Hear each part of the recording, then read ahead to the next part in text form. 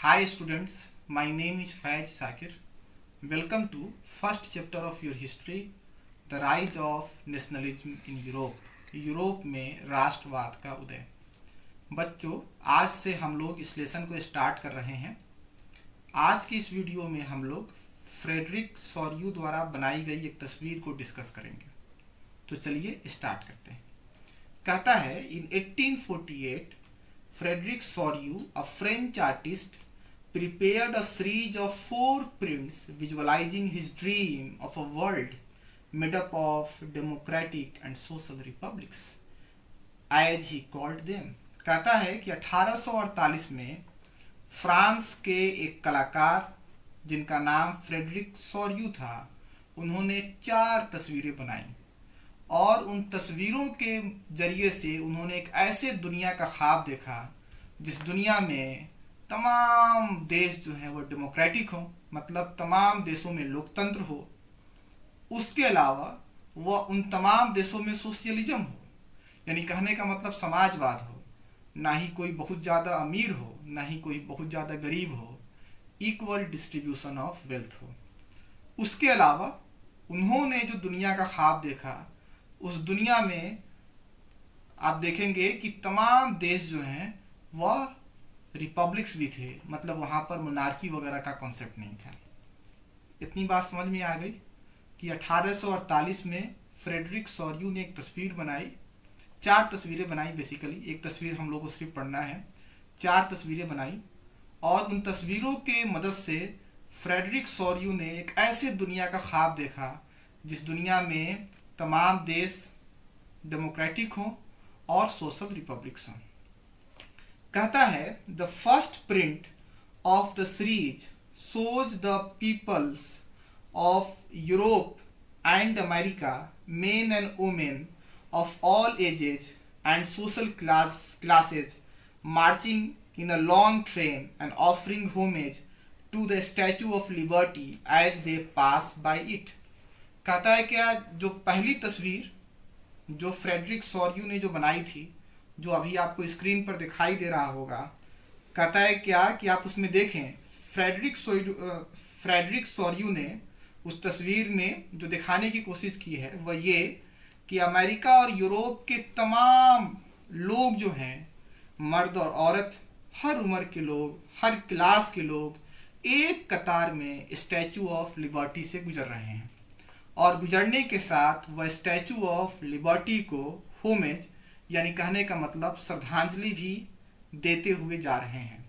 यानी कहने का मतलब जो पहली तस्वीर जो है, जो अभी आपको स्क्रीन पर दिखाई भी दे रही होगी, उसमें देखिए यूरोप और अमेरिका के तमाम लोग, तमाम मर्द औरत, हर एज के लोग, बच्चे, जवान, बूढ़े, हर तबके के लोग, अमीर, गरीब, तमाम लोग जो है वह एक कतार में स्टैचू ऑफ लिबर्टी, स्टैचू का मतलब होता है मूर्ति, लिबर्टी का मतलब होता है आज़ादी, आज़ादी की मूर्ति के पास से गुजर रहे हैं और गुजरते वक्त वह आज़ादी की मूर्ति को श्रद्धांजलि मतलब रिस्पेक्ट भी देते हुए जा रहे हैं।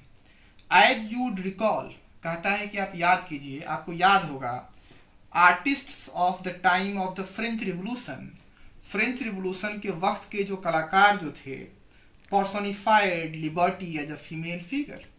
पर्सोनिफिकेशन का मतलब होता है जब आप किसी भी चीज को जिसके अंदर लाइफ नहीं होता है, जब आप उसको इंसान से रिप्रेजेंट करने की कोशिश करते हैं तो उसको पर्सोनिफिकेशन कहते हैं। तो यहाँ पर उसी चीज को बता रहा है, artists of the time of the French revolution personified liberty as a female figure.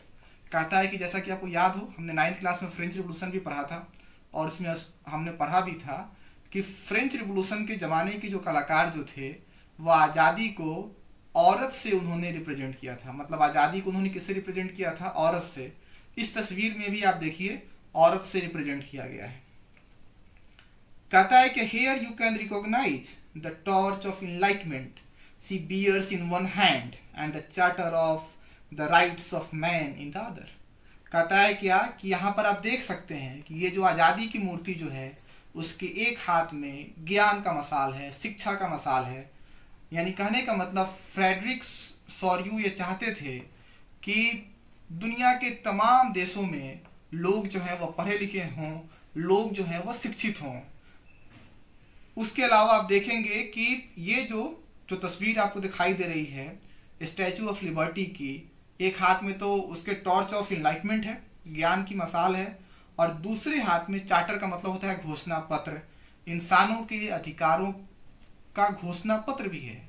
मतलब फ्रेडरिक सोरियू ये चाहते थे कि जो दुनिया के तमाम देश जो हों, एक तो वहाँ पर डेमोक्रेसी हो, वहाँ पर सोशलिज्म हो, वह जो है रिपब्लिक्स हों, उसके अलावा उन देशों में कॉन्स्टिट्यूशन भी हो, मतलब एक संविधान हो, जिस संविधान के जरिए से, जिस आईन के जरिए से, जिस कॉन्स्टिट्यूशन के जरिए से देश को चलाया जाए, कानून की नजर में तमाम लोग बराबर हों।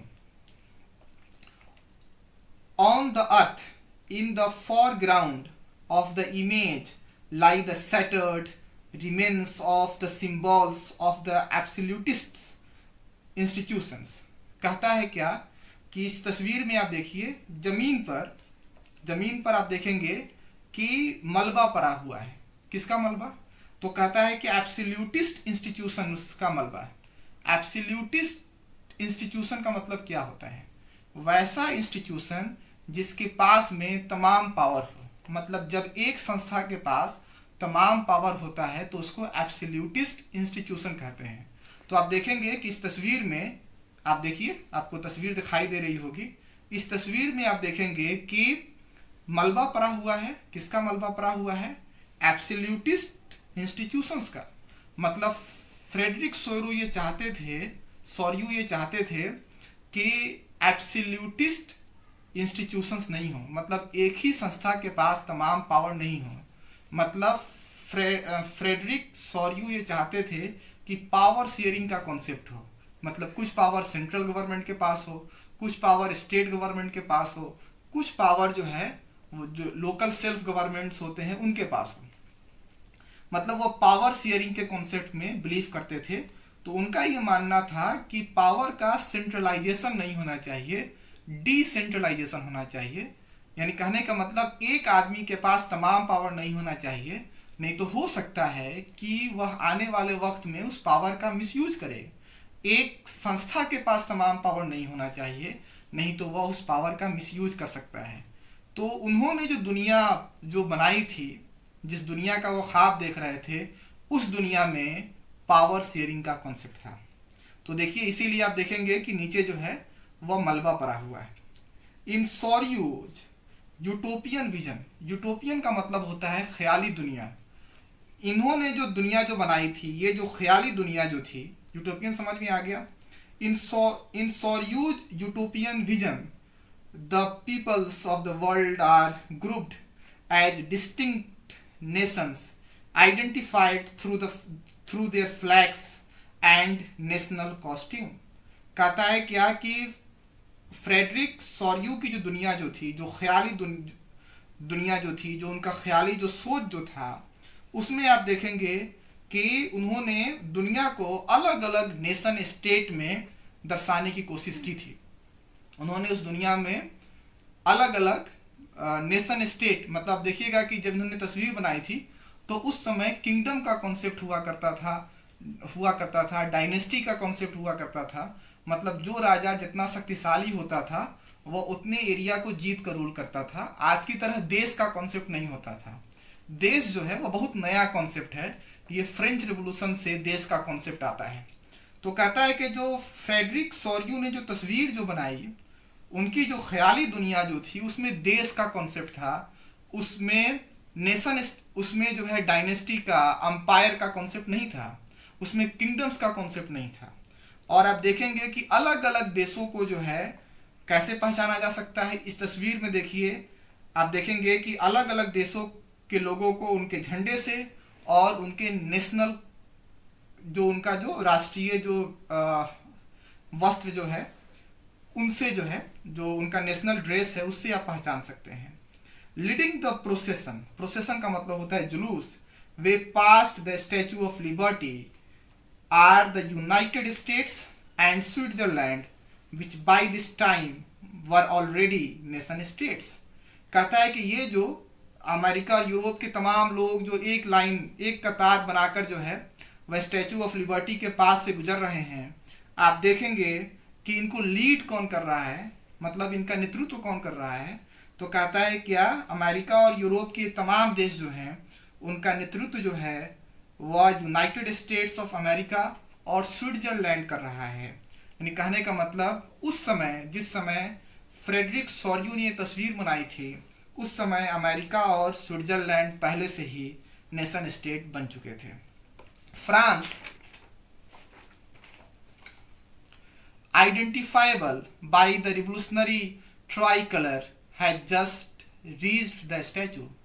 कहता है क्या कि फ्रांस मतलब अमेरिका और यूरोप के लोग, अमेरिका और स्विट्जरलैंड के लोग देखेंगे कि वह जो है इस जुलूस का नेतृत्व कर रहे हैं और वह इस स्टैचू ऑफ लिबर्टी को क्रॉस कर चुके हैं। और स्टैचू ऑफ लिबर्टी के पास अभी कौन पहुंचा है, तो कहता है क्या कि फ्रांस के लोग पहुंचे हैं, जिनके हाथ में क्रांतिकारियों के 3 रंग का जो झंडा जो था, वो 3 रंग का झंडा उनके हाथ में है, जिससे आप पहचान सकते हैं कि ये फ्रांस के लोग हैं। यानी कहने का मतलब फ्रेडरिक सोर्यू ने ये तस्वीर जब बनाई थी तो उस समय फ्रांस नेशन स्टेट बनने वाला था। She is followed by the peoples of Germany, या आप कह सकते हैं कि बन चुका था। She is followed by the peoples of Germany bearing the black, red and gold flag. उसके बाद देखेंगे, मैं कहता है कि स्टार्टिंग में अमेरिका और स्विट्जरलैंड के लोग हैं, उसके बाद फ्रांस के लोग हैं, और फिर आप देखेंगे कि जो है उसके बाद जर्मनी के लोग हैं, जिनके हाथ में काला, लाल और गोल्ड कलर का फ्लैग है। कहता है कि उस समय जो है जर्मनी जो है, जिस समय फ्रेडरिक सोर्यू ने तस्वीर बनाई थी, उस समय जर्मनी नेशन स्टेट नहीं था। लेकिन आप देखिए जो है इस कलाकार के दूरदृष्टि को देखिए कि उन्होंने ये इस चीज की कल्पना की कि आज नहीं कल जर्मनी जो है वो नेशन स्टेट बन जाएगा, तो उसको उन्होंने नेशन स्टेट के तौर पे दर्शाया है। कहता है क्या, interestingly at the time when Soryu created this image, the German peoples didn't yet exist as a united nation। कहता है कि दिलचस्प बात यह है कि जिस समय सोर्यू ने यह तस्वीर बनाई थी, उस समय जर्मनी जो है वह एक नेशन स्टेट नहीं था। The flag they carry is an expression of liberal hopes in 1848 to unify the numerous German-speaking principalities into a nation state under a democratic constitution। कहता है कि आज जो उन्होंने हाथ में जो झंडा जो लिया हुआ था, जो झंडा जो दिखाया गया है, वो 1848 में वहां के जो लिबरल्स थे, जिन्होंने जर्मनी को एक करने की कोशिश की थी, उसी की उम्मीद को आप कह सकते हैं, उन्हीं की उम्मीद को ये रिप्रेजेंट कर रहा था। उस समय के जो लिबरल्स जो थे वह चाहते थे कि तमाम जर्मन स्पीकिंग जो प्रिंसिपैलिटीज जो हैं वह एक साथ एक नेशन स्टेट का फॉर्मेशन करें और वहां पर डेमोक्रेसी हो, वहां पर कॉन्स्टिट्यूशन हो, जिसके जरिए से देश को चलाया जाए। Following the German peoples are the peoples of Austria, the kingdom of the 2 Sicilies. कहता है कि स्टार्टिंग में तो अमेरिका और स्विट्जरलैंड के लोग थे, फिर आप देखेंगे कि फ्रांस के लोग थे, फिर आप देखेंगे जर्मनी के लोग थे, फिर कहता है कि उसके बाद जो है वो Austria, kingdom of 2 Sicilies, Lombardy, Poland, England, Ireland, Hungary और रसिया के लोग थे। From the heavens above Christ, saints and the angels gaze upon the scene. और कहता है कि आप तस्वीर में देखिए, जन्नत से ईसा मसीह, सेंट्स और एंजल्स जो हैं वह इन तमाम चीजों को होते हुए देख रहे हैं। They have been used by the artist to symbolize fraternity among the nations of the world। Fraternity का मतलब होता है भाईचारा। मतलब ये जो तस्वीर जो है उसमें देखिए कि जन्नत से ईसा मसीह, सेंट्स और एंजल्स जो है इन तमाम चीजों को होते हुए देख रहे हैं, और यहाँ पर इनका इस्तेमाल आर्टिस्ट ने इसलिए किया है, इन लोगों का इस्तेमाल मतलब ईसा मसीह, सेंट्स और एंजल्स का इस्तेमाल इस तस्वीर में इसलिए किया गया है ताकि भाईचारे को दर्शाया जा सके। यानी कहने का मतलब फ्रेडरिक सोर्यू ये कहना चाहते हैं कि ईश्वर भी यही चाहता है कि दुनिया के तमाम देश एक साथ मिलजुल कर रहें, उनमें भाईचारा हो, वो आपस में लड़े नहीं। तो उम्मीद है कि आपको यह वीडियो इन्फॉर्मेटिव लगा होगा, समझ में भी आया होगा। आप जब पढ़ें तो आपसे एक रिक्वेस्ट है कि आप बुक और पेंसिल लेकर बैठें, ताकि जब कोई डिफ़िकल्ट टर्म आए, हिस्ट्री है, बहुत सारे डिफ़िकल्ट टर्म्स आएंगे, तो आप उसी वक्त उसको नोट डाउन कर लें, तो आपको समझने में आसानी होगी। तब तक आप अपना ख्याल रखें, हेल्दी रहें, खुश रहें। अगले वीडियो में इसी लेसन के अगले टॉपिक के साथ फिर मुलाकात होगी। That's all, thank you.